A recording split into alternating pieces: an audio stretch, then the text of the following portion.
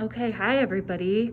I am at school today, and I just wanted to give you a little studio tour as much as I can virtually. I'm sorry if my voice is muffled. I have a mask on. So when you walk in our hallway, you're gonna see these posters on the right. Right here is some drafting work from last year, a whole assortment of it. At the end of the semester, we asked students to select their favorite or their best piece and pin it up for exhibition. And they made these posters and the signs. Yeah. So there's a few behind there. We might set it up in the classroom when we get in here. This is our classroom. Normally your ID would be able to open this door, but this semester students don't have access. Only teachers do. So when you open the door, you see the classroom here. Some storage, lots of supplies, a whiteboard. We like to put work up there with magnets, some drafting tables, and then the entirety of the classroom. So when we do start meeting in person, essentially there will be a student at every other desk.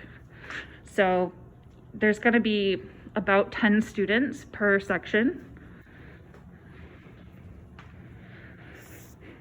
It'll be interesting because usually there's tons of students in here and it's a packed classroom, but it'll be really nice having class where there's some air to breathe and just can have better conversations with less people at a time. So here is some work from last year. I'm actually here today because the sophomores are coming back to pick up anything they left in this studio, because last year in March the university closed and students didn't have the opportunity to come back in for their work or their belongings, and so today that is what they are doing. Hopefully this is the board. I usually project a lecture there. You've been getting you got a long 3-hour lecture for $1,500, and you'll be getting similar lectures for $1,490. But typically I would give out an assignment or an exercise, and you'd have the paper with you on your desk, and then I'd talk you through it, and I would essentially give the lecture through tutorials and working through the issues you have. We have a light box, which is handy for tracing. So you would turn it on. It has a little bit of a light, and then you can easily layer your papers, and it will expose the paper underneath it better. Generally, we have some extra community supplies. Normally, you'd be able to share these. These are things that students usually buy, so if they've left them behind or donated them, we have them here for others. Unfortunately, this semester, students are not allowed to share anything. So, depending on how much we have of something, you could probably just take it and keep it. But there's a lot of what you will be buying when you do buy things is some pens, pencils, small tools like this, a brush, and then of course your papers. These are nice for drawing scale objects. This is an old 1570. So that is a poster from the sketching class, which is Design Communication 2. So in that class, builds off of Design Communication 1, and I'm actually going to be finishing up a lecture today on all the types of design communication that you will experience at Western, and what we're going to focus on in this class to help you build your experience and making sure that you're getting what you need out of the class to successfully move on in the program and in life.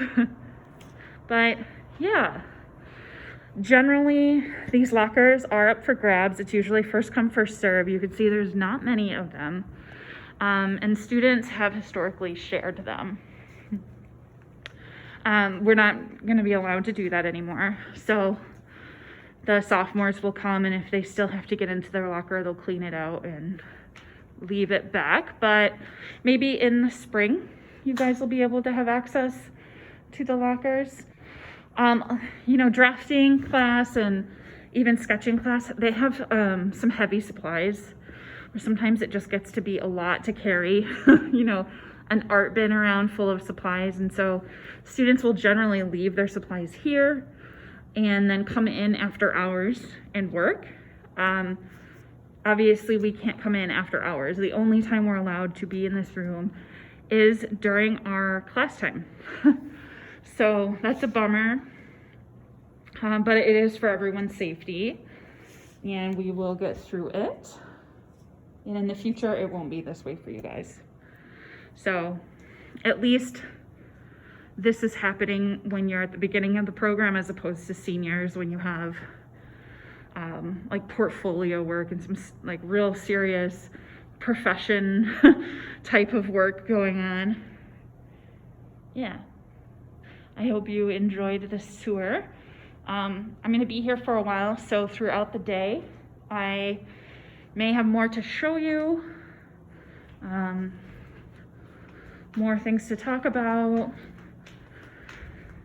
This is a pinup board from the IDSO, which is the Interior Design Student Organization. They are actually going to make a pre-recorded video for our class to introduce themselves to you. They're working on that now. We're going to have some virtual events soon. And I'll go over here and I'll show you these drawings. We do have, oh, hey!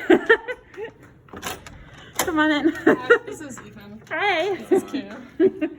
I'm doing a virtual tour for the freshmen that can't come in studio yet. Oh, So I'm just, showing them the desks and everything. okay, I actually know one of them. Oh, really? Dr. Luke.